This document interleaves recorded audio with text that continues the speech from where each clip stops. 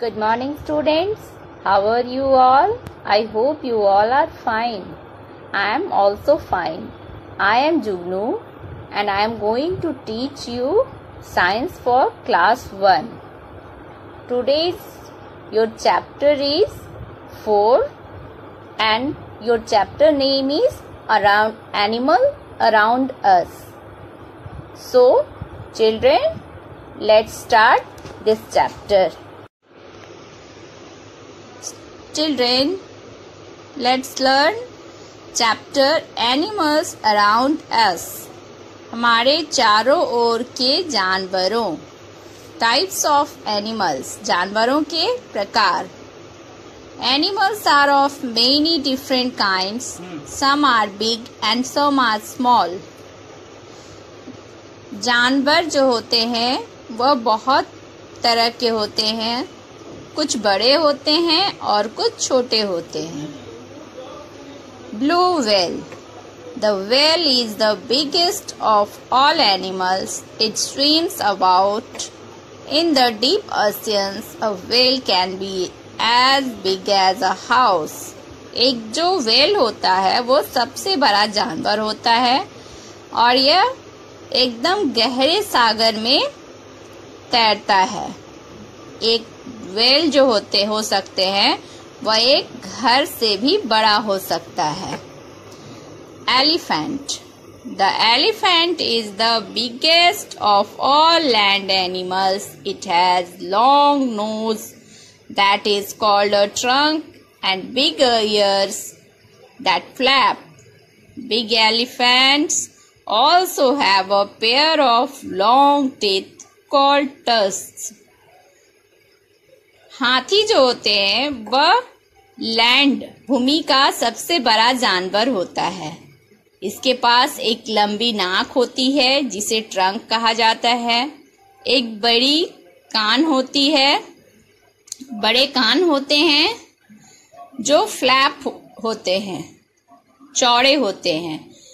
Big elephants also have a pair of long teeth. और जो बड़े जानवर होते हैं उनके पास एक जोड़ी लंबी दांत होती है जिसे टस्क्स कहा जाता है. Bed bug.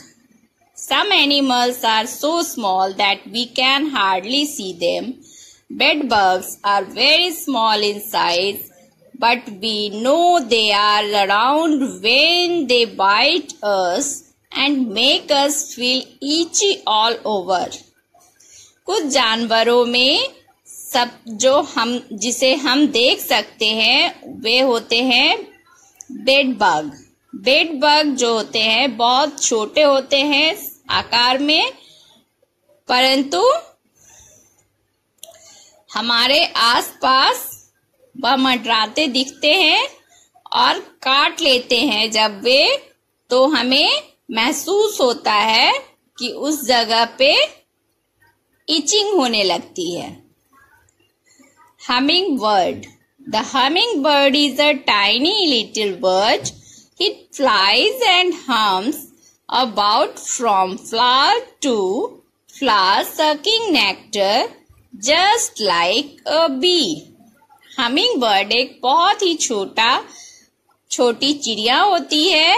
यह उड़ती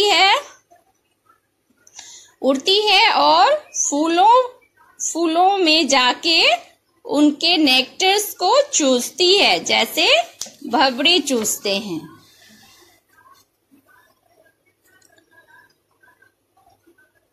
The next topic in this chapter, animals need to move.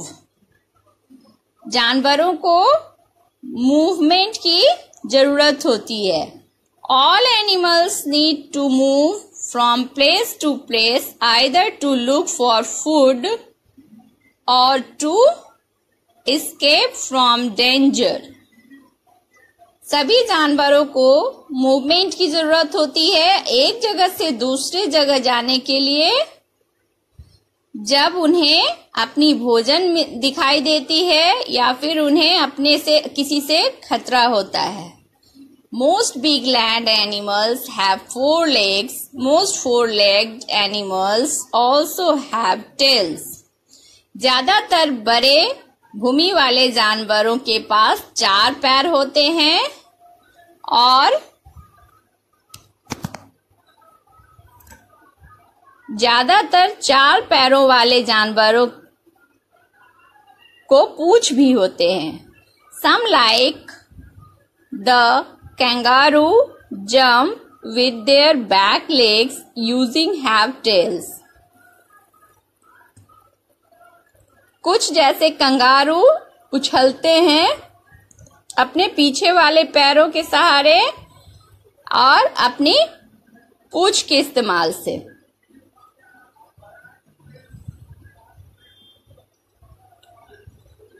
Their thick tail for support, और इनके जो मोटे पूंछ होते हैं वो इन्हें सपोर्ट करती है। Kangaroos use their small front legs to hold their food, और उनके जो छोटे आगे वाले पैर होते हैं, सामने वाले पैर होते हैं, वह भोजन को पकड़ने में उनकी मदद करते हैं। We humans stand on our legs and use our hands to work. हम मानव जो होते हैं अपने पैरों पे खड़े होते हैं और हाथ से काम करते हैं। Some animals like the crocodile and lizard have short legs because of which they crawl close to ground. कुछ जानवर जैसे क्रोकोडाइल, लिजार्ड के पास छोटे पैर होते हैं क्योंकि वे जमीन पर रेंगते दिखते हैं। Insects are animals too. Most insects have 6 legs. Insects जो होते हैं वे भी एक जानवर होते हैं।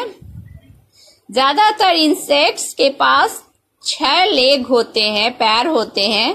Some like ants crawl on the ground, while some like butterflies can fly as they have wings.